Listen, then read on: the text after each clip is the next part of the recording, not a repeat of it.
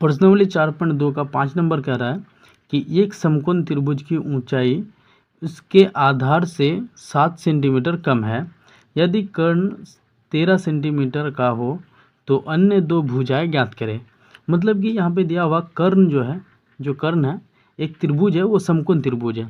समकोण त्रिभुज तो हम एक बना के रखे हैं, समकोण त्रिभुज जिसका एक कोण 90 डिग्री हो। तो इसका ये कोण 90 डिग्री है, तो इसका सामने वाला ये जो है, ये सामने वाला ये कर्ण हो जाएगा। और यहाँ पे कर्ण दिया हुआ है 13 सेंटीमीटर कर्ण दिया हुआ है, ठीक है।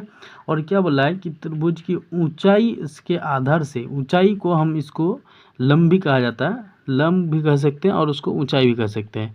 तो ऊंचाई हम इसको मान लिए और इसका आधार 7 सेंटीमीटर कम है। मतलब ऊंचाई आधार के 7 सेंटीमीटर, आधार कुछ दिया हुआ नहीं है और ऊंचाई जो है वो आधार से 7 सेंटीमीटर कम है।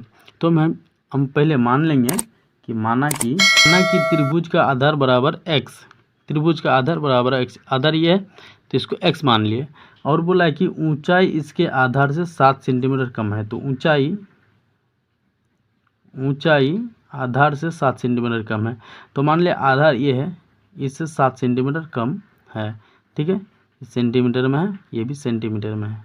अब हमको कह रहा है कि ये आधार कितना होगा और ये जो ऊंचाई है, ये दोनों का मान निकालने वाला।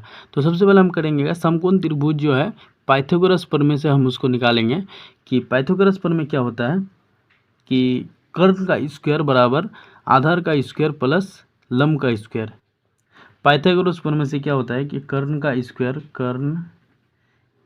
स्क्वायर बराबर लंब का स्क्वायर प्लस आधार का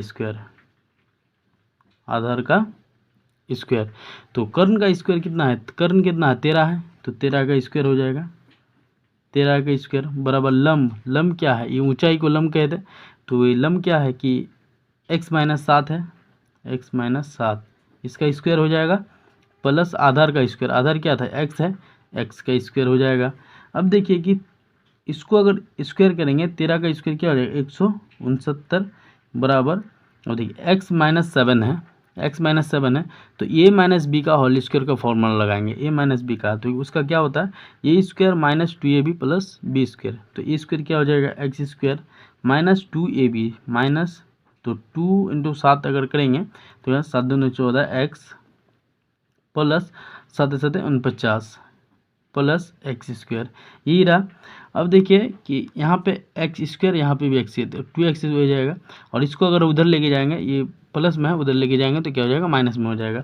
तो सबसे पहले हम करेंगे क्या, ये इसको और इसको दोनों को जोड़ लेंगे कि 2x स्क्वायर और यहाँ पे है माइनस 14x और यहाँ पे है प्लस 49 और इसको अगर उधर लेके जाएंगे तो क्या हो जाएगा माइनस 169 बराबर 0, ठीक। अब करेंगे कि 2x स्क्वायर माइनस 14x, अब देखिए कि यहाँ प्लस में 49 है, माइनस में 169 है, इसको इससे घटाएंगे तो क्या हो जाएगा माइनस में 120 हो जाएगा बराबर 0। अब देखिए कि यहाँ से सबसे 2 कॉमन आ रहा है, 2 अगर कॉमन आ रहा तो हम सबसे पहले हम 2 को कॉमन ले लेंगे।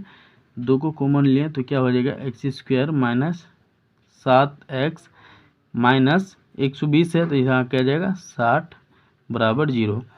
अब देखिए ये 2 जो है गुना में है, उधर जाएगा तो क्या बटे में हो जाएगा, और 0 के बटे अगर 2 जाएगा तो क्या हो जाएगा 0 हो जाएगा।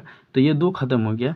तो अब करेंगे x square minus 7x minus 60, ठीक है, बराबर 0। अब देखिए यहाँ पे कि अब हमको लाना क्या, इस 60 को फैक्टर बना के माइनस 7 लाना है, ठीक है। तो 60 का फैक्टर अगर बनाएं तो 60 का अगर 2 से चलाएं तो क्या हो जाएगा कि 30, उसके बाद हो जाएगा 2 से चलाएंगे 15, उसके बाद जो है 3 से चलाएंगे 3 पंजे 15।